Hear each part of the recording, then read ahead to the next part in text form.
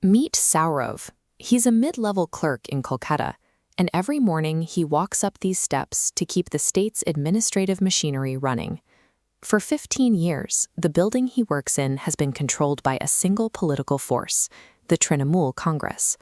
Their mandate was built on a deeply rooted regional identity, mother, soil, and people, promising robust welfare for the state's poorest citizens. But a closer look inside those government offices reveals a different reality. Files pile up, wages stagnate, and daily administration has slowly ground to a halt. When the people actually running the government lose faith in its leadership, the external political armor begins to crack.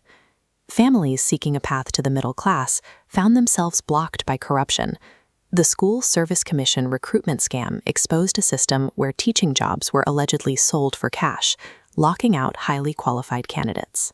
Public outrage boiled over again following the horrific 2024 Kolkata hospital incident. The tragedy shattered the state's long-held reputation as a safe haven for women, sending thousands into the streets to demand accountability. Meanwhile, state employees like Saurav watched their purchasing power erode. For over a decade, they have been denied dearness allowance parity, a standard cost of living adjustment designed to offset inflation, leaving them earning significantly less than their federal counterparts. Without basic governance, physical security, or fair wages, the ruling party's identity politics lost their appeal. Voters and civil servants alike began actively searching for an alternative. Before a single ballot was cast in the 2026 election, the electoral math was altered by a bureaucratic process known as a special intensive revision. This is a targeted government audit designed to verify and clean up voter registries. Over 6.3 million names were struck from the final voter roll in West Bengal.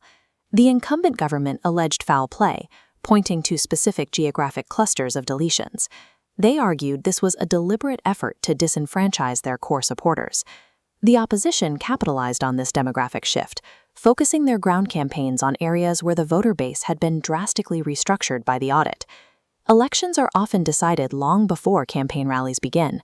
The bureaucratic definition of who is legally permitted to vote dictates the entire trajectory of a race. To win back the public, the incumbent party campaigned on continuity, promising 1,500 rupees in monthly financial aid to citizens. The Bharatiya Janata Party simply doubled the offer, pledging 3,000 rupees in monthly assistance. They also targeted the alienated bureaucratic base.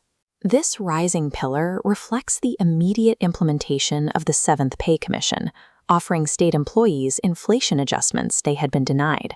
These targeted cash promises were paired with a pledge to build 4 major industrial zones, designed specifically to absorb the state's highly educated but unemployed youth.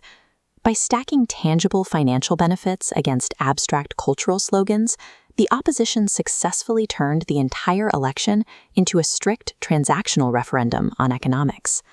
On May 4, 2026, millions of voters lined up across the state, driving turnout to historic highs. This graphic tracks the final seat distribution. The BJP secured 206 seats, leaving the once dominant Trinamool Congress holding just 80. The rejection went deep into the executive ranks. Out of 35 sitting state ministers who ran for re-election, 22 lost their races. When voters actively unseat the individuals running key state departments, they are dismantling the entire administrative architecture of a political party. The immediate aftermath was chaotic. The incumbent chief minister initially refused to resign, pointing to the voter roll deletions and alleging a massive conspiracy. But inside the government offices, the reality was already settling in. Clerks like Saurav began packing away old files, preparing for a sweeping bureaucratic reset under new leadership. This map highlights the broader geopolitical impact. By adding West Bengal to its existing strongholds in Assam and Odisha, the central ruling party completed its strategic Eastern India arc. Even the most entrenched political dynasties have a breaking point. When institutional leverage, precision economic pledges, and a frustrated electorate align, regional dominance